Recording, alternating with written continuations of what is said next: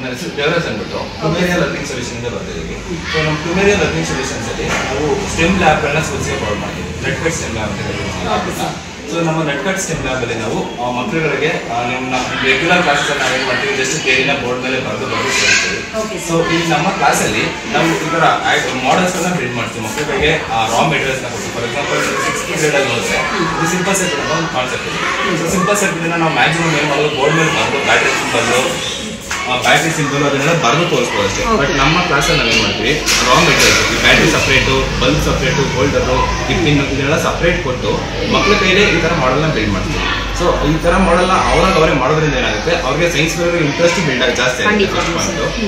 ಮತ್ತೆ ಇನ್ನೊಂದೇನಂದ್ರೆ ಇದರಿಂದ ಇರೋಂಥ ಸೈನ್ಸ್ ಕಾನ್ಸೆಪ್ಟ್ ನೀಟಾಗಿ ಅರ್ಥ ಮಾಡ್ಕೊಂತಾರೆ. ಅವ್ರನ್ನ ಯಾವತ್ತು ಹೇಳಿದ್ರು, ಈಗ ನಾನು ಈ ಕ್ಲಾಸಲ್ಲಿ ಈ ಥರ ಪ್ರಾಕ್ಟಿಕಲ್ ಆಗಿ ಮಾಡಿದ್ದೆ, ಸೊ ನನಗೆ ಈ ಕಾನ್ಸೆಪ್ಟ್ ಚೆನ್ನಾಗಿ ಗೊತ್ತು ಅಂತ ಅವ್ರು ತಿಳ್ಕೊಳ್ಳುತ್ತೆ. ನಾವು ಬೋರ್ಡ್ ಮೇಲೆ ಬರ್ತಾ ಹೋದಾಗ ಅವ್ರಿಗೆ ಅರ್ಥ ಆಗೋದು ತುಂಬಾ ಕಷ್ಟ ಇದೆ. ಸೊ ಯಾಕಂದ್ರೆ ನಾವು ಓದಂಥ ಟೈಮಲ್ಲಿ ನಾವು ಎಷ್ಟು ಸ್ಟ್ರಗಲ್ ಮಾಡಿದ್ವಿ ನಮಗೆ ಗೊತ್ತು. ಸೊ ಈ ತರ ಸ್ಟ್ರಗಲ್ ನಮ್ಮ ಫ್ಯೂಚರ್ ಮಕ್ಕಳಿಗೆ ಥಿಯರಿಟಿಕಲ್ ಮೆಥಡ್ ಗಿಂತನೂ ಕೂಡ ಪ್ರಾಕ್ಟಿಕಲ್ ಮೆಥಡ್ ಅವ್ರಿಗೆ ತುಂಬಾ ಚೆನ್ನಾಗಿ ಅಟ್ರಾಕ್ಟ್ ಆಗುತ್ತೆ ಅಂತ ಒಂದು ಹೇಳ್ತಾ ಇದ್ದೀರಾ.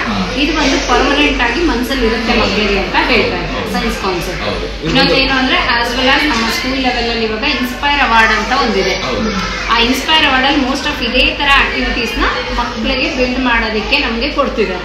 ಸೊ ಹಂಗಾಗಿ ಅಂತದಕ್ಕೆ ಮೇ ಬಿ ನಮ್ಗೆ ಇದು ತುಂಬಾನೇ ಹೆಲ್ಪ್ ಆಗಬಹುದು. ಮತ್ತೆ ಇನ್ನೊಂದು ವಿಷಯ ನಾನು ಶೇರ್ ಮಾಡೋಕೆ ಇಷ್ಟಪಡೋದಂದ್ರೆ, ನಾವು ಅರೌಂಡ್ ಬೆಂಗಳೂರಲ್ಲಿ ಒಂದು 100+ ಸ್ಕೂಲಲ್ಲಿ ನಾವು ಲ್ಯಾಬ್ನ ಸೆಲೆಕ್ಟ್ ಮಾಡಿದ್ದೀವಿ.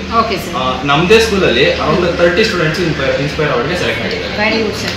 ಇನ್ಸ್ಪೈರ್ ಆಗಿ ಆಲ್ರೆಡಿ ಅವರು ಮಾಡೆಲ್ನ ಬಿಲ್ಡ್ ಮಾಡ್ತಾ ಇದ್ದಾರೆ. ಸೊ 30 ಸ್ಟೂಡೆಂಟ್ಸ್ ನಮ್ಮ ಈ ನೆಟ್ಕಟ್ ಸ್ಟೆಮ್ ಲ್ಯಾಬ್ ಇಂದ ಕಲಿತು ಅವರು ಸೆಲೆಕ್ಟ್ ಆಗಿದ್ದಾರೆ. ಅವ್ರು ಆಲ್ರೆಡಿ ಅಮೌಂಟ್ ಬಂದಿದೆ, ಅವ್ರು ಆಲ್ರೆಡಿ ಮಾಡೆಲ್ಸ್ ನ ಪ್ರಿಪೇರ್ ಮಾಡ್ತಾರೆ. ನೆಕ್ಸ್ಟ್ ಫ್ಯೂಚರ್ ಹಾಕಿದ್ರಿ. ಸೊ ಅದರಲ್ಲೂ ಕೂಡ ಇಬ್ಬರು ಸೆಲೆಕ್ಟ್ ಆಗಿ ಅವ್ರದ್ದು ಮತ್ತೆ ಮಾಡಲ್ ಕ್ಲಾಸ್ ಕೂಡ ಅಟ್ರಾಕ್ಷನ್ ಯಾವ ತರ ಆಗುತ್ತೆ, ಮತ್ತೆ ಫ್ರಿಕ್ಷನ್ ಯಾವ ತರ ಕ್ರಿಯೇಟ್ ಆಗುತ್ತೆ ಅನ್ನೋದಕ್ಕೆ ಅದೊಂದು ಚಿಕ್ಕ ಮಾಡಲ್. ಇದೊಂದು ಸ್ಪಿನ್ನಿಂಗ್ ಪೆನ್ ಅಂದ್ಬಿಟ್ಟು ಎಷ್ಟು ಚೆನ್ನಾಗಿ ಸ್ಪಿನ್ ಆಗ್ತಿದೆ, ಮತ್ತೆ ಯಾವುದೇ ಸಪೋರ್ಟ್ ಇಲ್ಲದೆ ಅದು ಸ್ಟ್ಯಾಂಡ್ ಆಗಿದೆ. ಮತ್ತೆ ನಾವು ಜಸ್ಟ್ ಈ ಬೇಸಿಕ್ಸ್ ಅಲ್ಲದೆ ಸ್ವಲ್ಪ ಅಡ್ವಾನ್ಸ್, ಇದು ಬಂದು ರೋಬೋಟಿಕ್ಸ್ ಮಾಡಲ್. ಇಲ್ಲಿ ಒಂದು ಹೋಮ್ ಆಟೋಮೇಷನ್ ಯೂಸ್ ಮಾಡ್ತೀವಿ. ಸೊ ನೋಡಿ, ಇಲ್ಲೊಂದು ಬಟನ್ ಇದೆ. ಈ ಸ್ವಿಚ್ ಆನ್ ಮಾಡ್ತು ಅಂತಂದ್ರೆ ಈಗ ನನ್ನ ಫೋನಲ್ಲೇ ನಾನು ಮನೇಲಿರುವಂಥ ಲೈಟ್ಗಳನ್ನ ಮತ್ತು ಯಾವುದೇ ಕಾಂಪೋನೆಂಟ್ಗಳನ್ನ ನಾವು ಇದರಲ್ಲಿ ಕಂಟ್ರೋಲ್ ಮಾಡ್ಬೋದು. ನೋಡಿ, ಜಸ್ಟ್ ಇನ್ನೊಂದು ಬಟನ್ ಪ್ರೆಸ್ ಮಾಡ್ತೀನಿ, ಲೈಟ್ ಇಲ್ಲಿ ಪ್ರೆಸ್ ಮಾಡ್ತೀನಿ ಆಫ್ ಆಗುತ್ತೆ.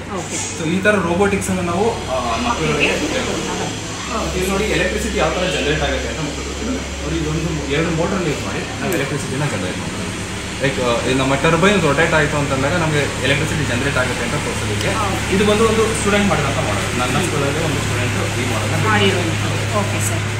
ಈ ಥರ ನಾವು ಹ್ಯಾಂಡ್ಸ್ ಆನ್ ಬೇಸ್ಡ್ ಲರ್ನಿಂಗ್ ಮಕ್ಕಳು ಕೊಟ್ಟಾಗ ಅವ್ರಿಗೆ ಗ್ರೋತ್ ಚೆನ್ನಾಗಿರುತ್ತೆ. ಮತ್ತೆ ಸೈನ್ಸ್ ಅಂದರೆ ಸ್ವಲ್ಪ ಕಷ್ಟ ಅಂತಲೇ ಎಲ್ಲ ಅನ್ಕೊಂಡಿರ್ತಾರೆ. ಈ ಥರ ನಾವು ಪ್ರಾಕ್ಟಿಕಲ್ ಆಗಿ ಏನಾಗುತ್ತೆ, ಆಟ ಆಡ್ಕೊಂಡು ಕಲಿತಾರೆ. ಖಂಡಿತವಾಗ್ಲೂ ಇಂಟರಾಕ್ಟಿವ್ ಮೆಥಡ್ಸ್ ಇದ್ದಾಗ ಮಕ್ಕಳಿಗೆ ತುಂಬಾನೇ ಅಟ್ರಾಕ್ಟ್ ಆಗುತ್ತೆ. ಸೊ ನಂಗೆ ತುಂಬಾನೇ ಇಷ್ಟ ಆಯ್ತದೆ ಆ್ಯಕ್ಚುಲಿ. ಸೊ ಇದ್ರದ್ದೇನಿದೆ ಖಂಡಿತವಾಗ್ಲೂ ನಾನು ಇನ್ನೊಬ್ಬರ ಜೊತೆಗೆ, ನಮ್ಮ ಹಸ್ಬೆಂಡ್ ಜೊತೆಗೆ ಡಿಸ್ಕಸ್ ಮಾಡಿಬಿಟ್ಟು ಇಮಿಡಿಯೇಟಾಗಿ ನಮ್ಮ ಶಾಲೆಯಲ್ಲಿ ಇಂಪ್ಲಿಮೆಂಟ್ ಮಾಡೋದಕ್ಕೆ ನಾನು ಇದು ಮಾಡ್ತೀನಿ. ಜೊತೆಗೆ ನೀವು ನಮ್ಮ ಪೇರೆಂಟ್ ತಮ್ಮ ಅಂತ ಹೇಳಿದ್ರಿ, ಭಾಳ ಸಂತೋಷ ಆಯಿತು. ನಮ್ಮ ಶಾಲೆಗೆ ಅವ್ರಿಗೆ ರೆಫರ್ ಮಾಡಿ ಕಳಿಸಿದ್ದಕ್ಕೆ. So thanks to them also.